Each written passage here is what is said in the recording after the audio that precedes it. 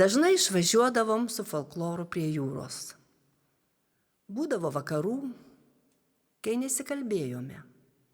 Visai nieko vienas kitam nesakydavome. Tik apsikabinę sėdėdavome, tylėdavome ir žiūrėdavome į jūrą.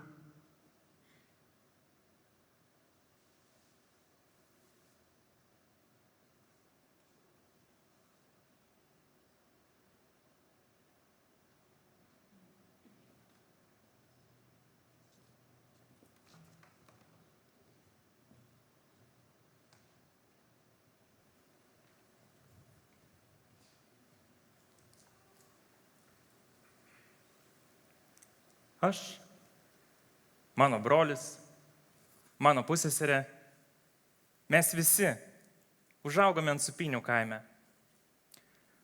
Mūsų senolis mėgdavo supti ant Supynių visus anūkus ir supdamas dainuodavo įvairiausias dainas ir deklamuodavo įvairiausius eilėraščius. Mokėjo jų begalę.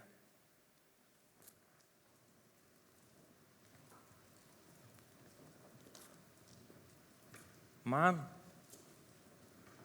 po daugelio metų atėjus čia, ansambliečiai uždainavo vieną dainą.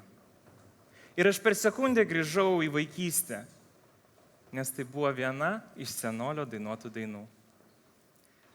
Ir toks jausmas apėmė. Toks jausmas, kad senolis yra kažkur čia, šalia.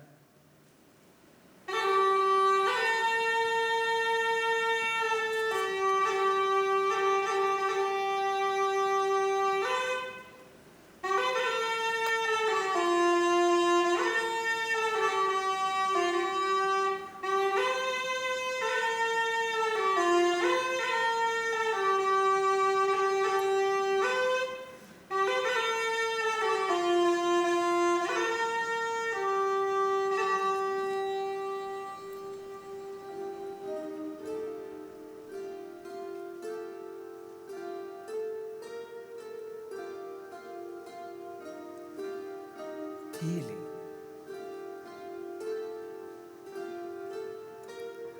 Leidžiasi.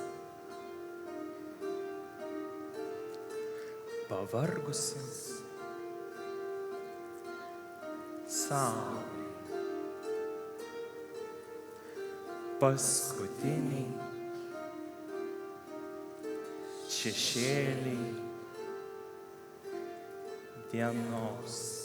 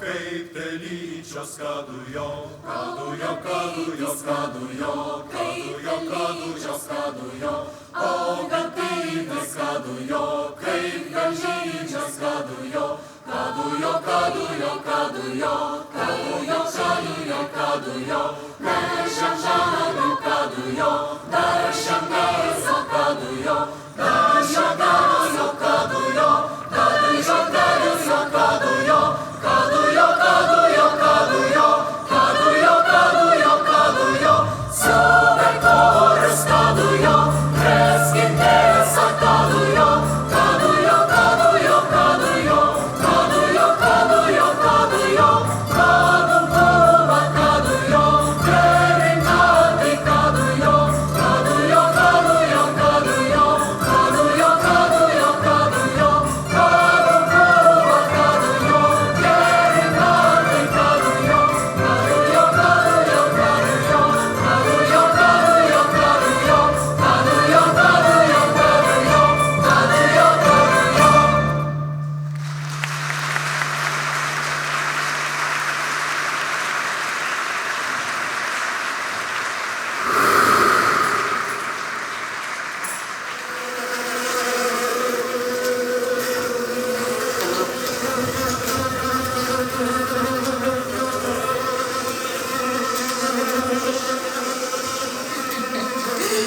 Matas sykį sugalvojo medų imti. Nu, vienas iš tų piemenukų. Sako, aš atsigulsiu aukštyn ir tu man pilk pamažu sravelę tą medų. Ir aš spėsiu suryti, nuryti. Rijo, rijo, medus lipnus toks saldus. Jau visai toks užsikimša gerklė ir jau pradėjo mėlynuoti. Mes ant šono paguldėm, vandens davėm, atgaivinom. Gaspadorių buvo visokių. Gerų, labai gerų ir velnio neštų. Vienas parveždavo iš turgaus ir už gerą darbą duodavo smetoniškų saldainių. Nu tų, dul, dul, dul, dudela, graži mano mergelė. O kitas, kai paprašyta per pietus bėgdavo į kamarą, ko nors atnešti, įberdavo druskos man į sriubą. Pavargus, išalkus, o valgyti tai noris. Neįmanoma, nes sriuba tokia suri. Jam gaspadoriui tik juokas, o man nuoskauda. Bet ir jam užtaisydavo visokių prajovų, o kaltę tai man suversdavo. Atsigaudavau dainuodama.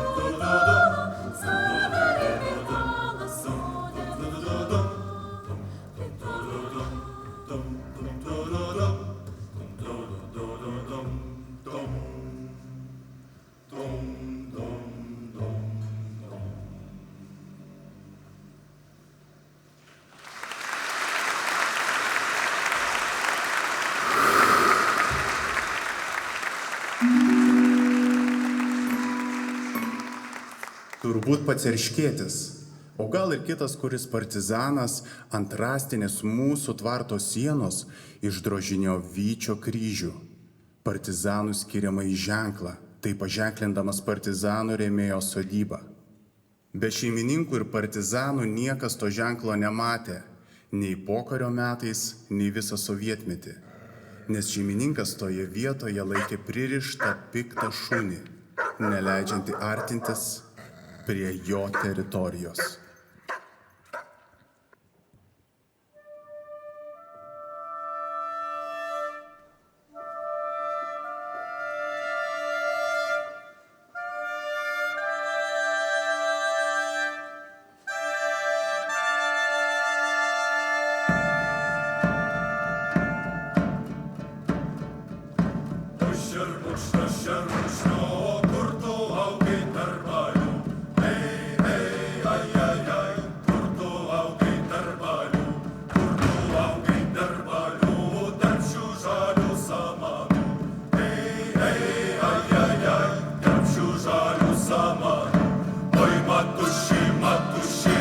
Come to money,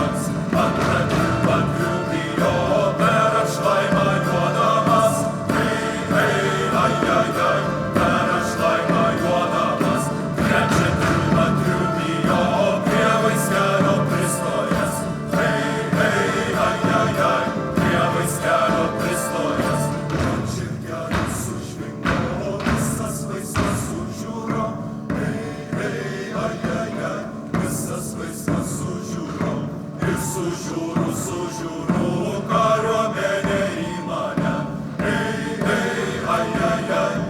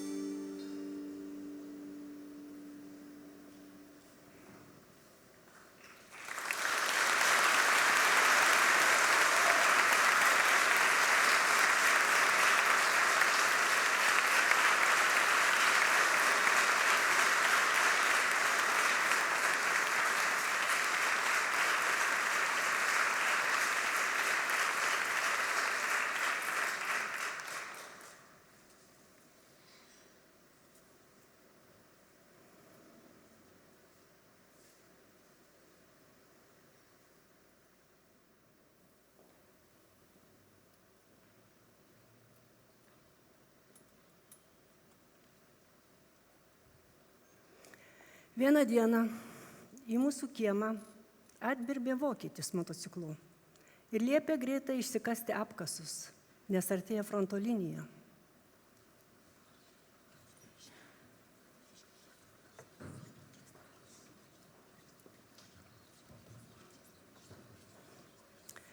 Netoli namų įsirengėme slėptuvę. Labai greitai nuo zvimbiančių kulkų dangus pasidarė peršviečiamai raudonas. Mes, moterys, sėdėjome apkase, o tėvas su broliais nespėjo atbėgti iki mūsų apkaso, todėl suvirto į artimiausią griovį. Nuo padegamųjų kulkų užsidegė sodyba.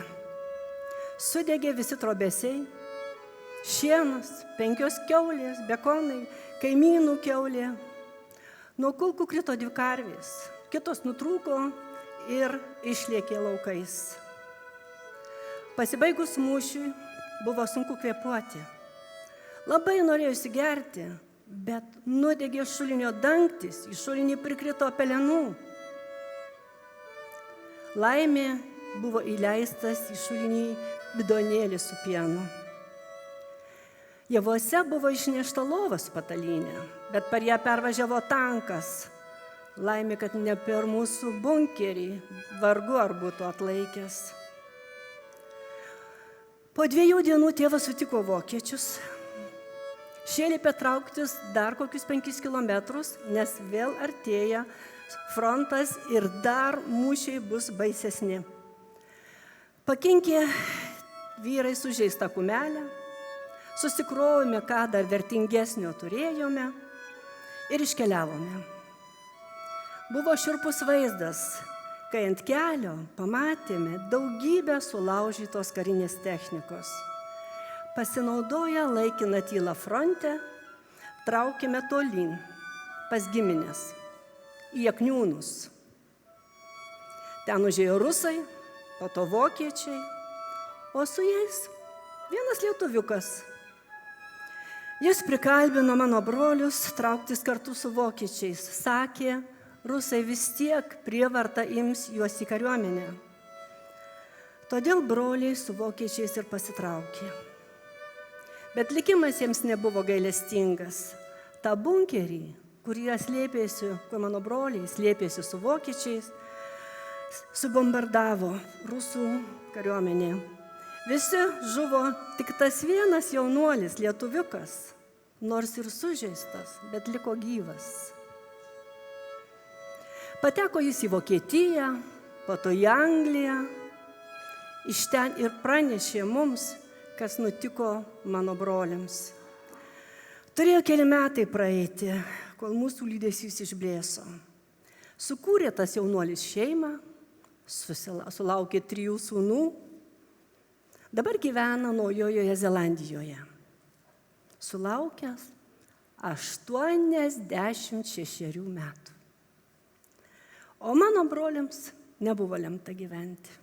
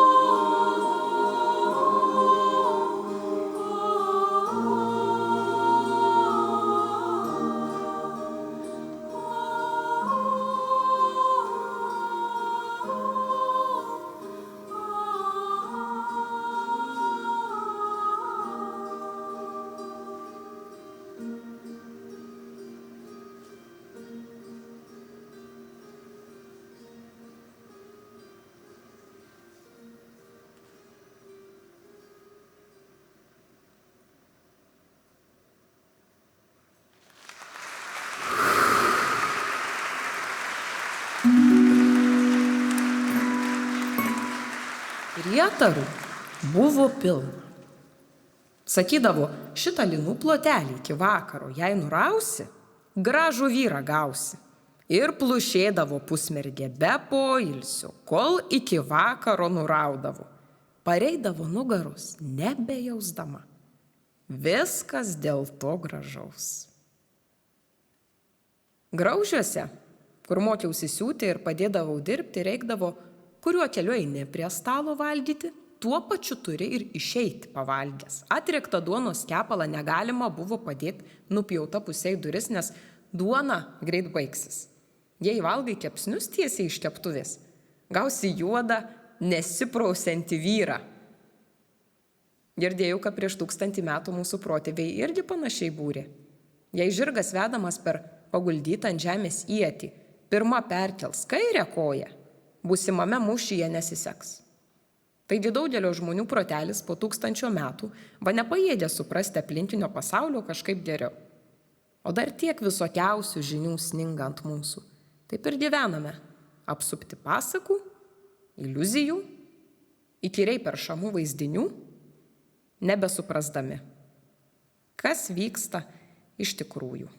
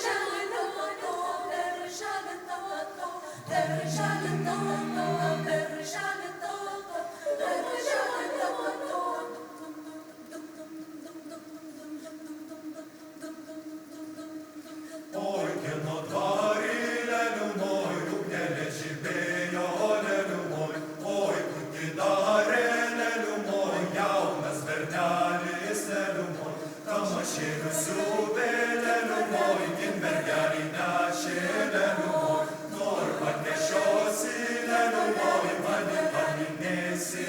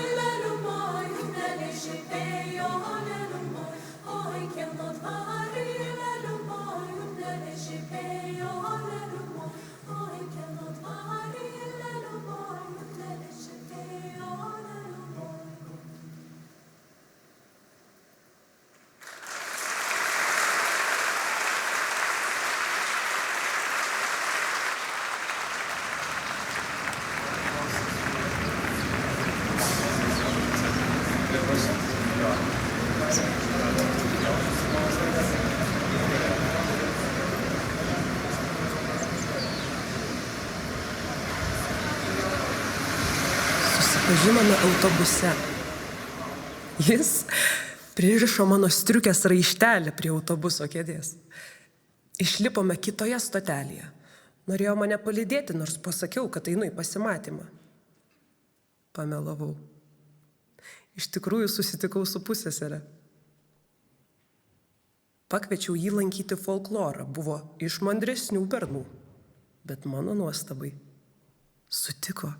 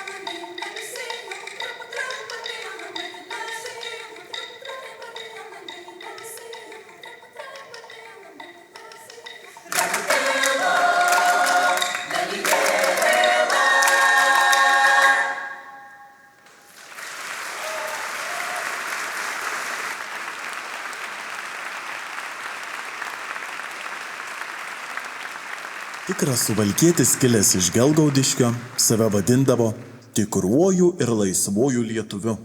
Tikruoju, nes kalbėjo tikrąją lietuvių kalbą, suvalkietiškai. O laisvuoju, nes jo krašte baudžiavą anksčiau panaikino nei likusioje Lietuvoje.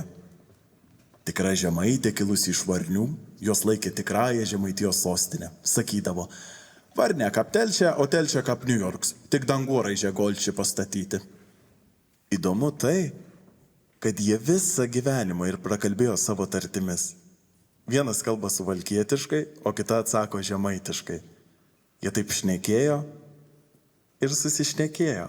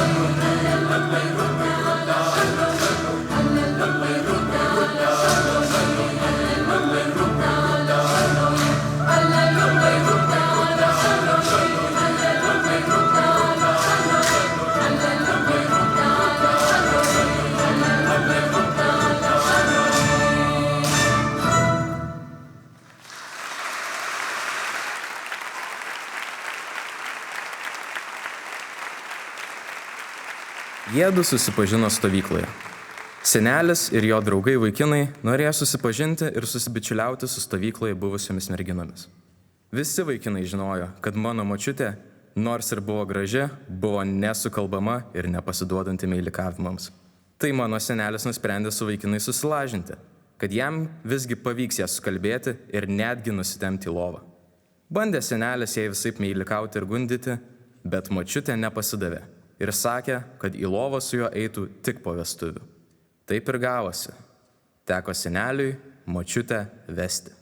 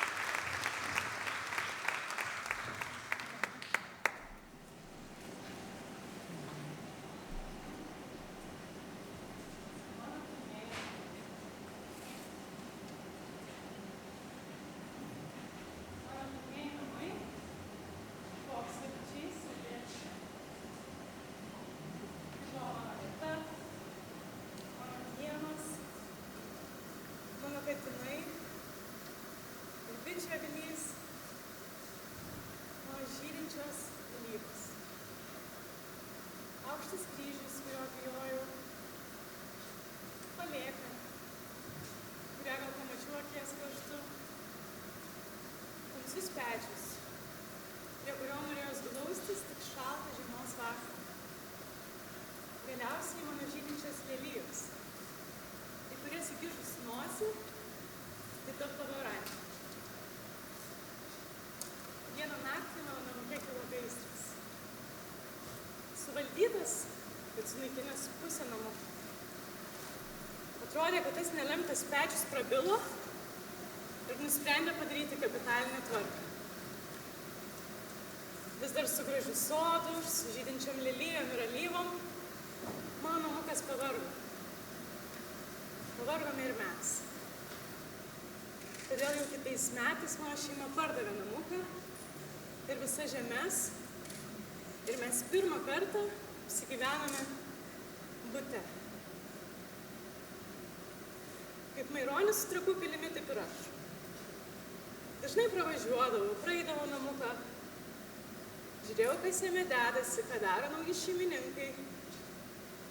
Namukas daug metų buvo apleistas, stovėjo vietoje ir man buvo savanaudiškai ramu, kad mano saugėlė čia niekur nedingus.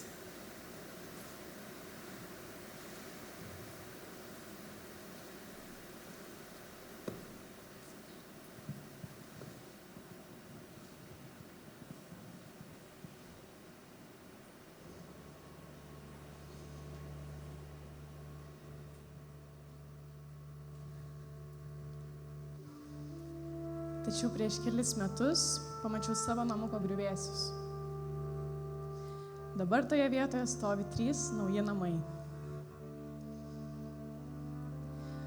Kaskart, kai pravažiuoju tą vietą ir tą gatvę, man tiesiog plyšta širdis. Smaugia, griebia, suima. Nes pirmieji namai tai juk yra jausmas. Tai yra pradžia, atspirtis, saugumas. Mano pirmieji namai turėjo paslapčių kertelių, baimės ir skausmo pakampių. Bet jie vis dar išlieka geriausių mano vaikystės atsiminimu. Juk atmintis gyva tol, kol mes kalbamės, dalinamės, o kartais norisi pasakyti tiek, kad ir žodžių nelieka.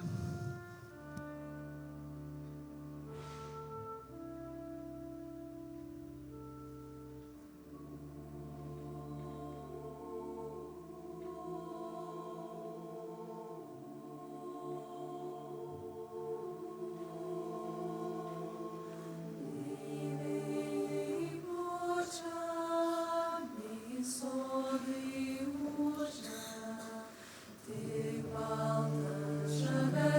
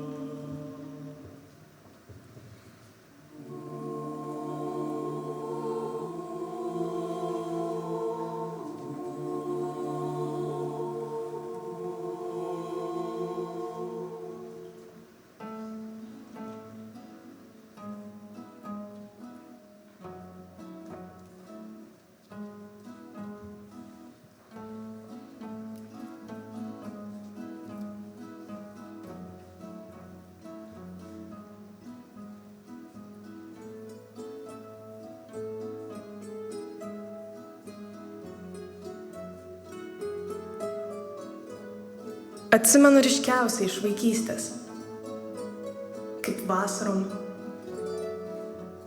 visa giminė važiuodavom į kaimą.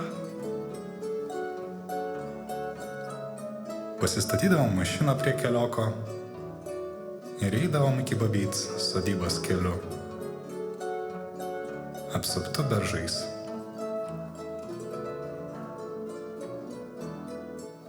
Kol pasiekdavom sodybą, aš pasisveikindavau su kiekviena kaimynų karvute Ir savy pagalvodavau anoms vardus. Ir galiausiai pasiekę šermukšnį ir slivuką, būdavom jau babos žemėj. Ana buvo stebuklinga. Tiek mano vaiką akims, tiek suaugusią. Nes babos sodyboje auga ąžuolas, kuriam metų, nežinom, kiek jau yra. Bet žinom, kad uns daug visko yra matęs pagal babos pasakojimus. Turėdavom tradiciją užsikurti laužą netoli medžio ir išsivirti arbatėlės ar kavelės, kas ko norėdavo. Ir pats tas laužo kūrenimo procesas, žinokit, buvo toks stebuklings. Kol mes su pusseserė kūrenom laužą, kiti ravėdavo daržus, skindavo derlių, žiūrėdavo, kiek obuolių bus šįmet.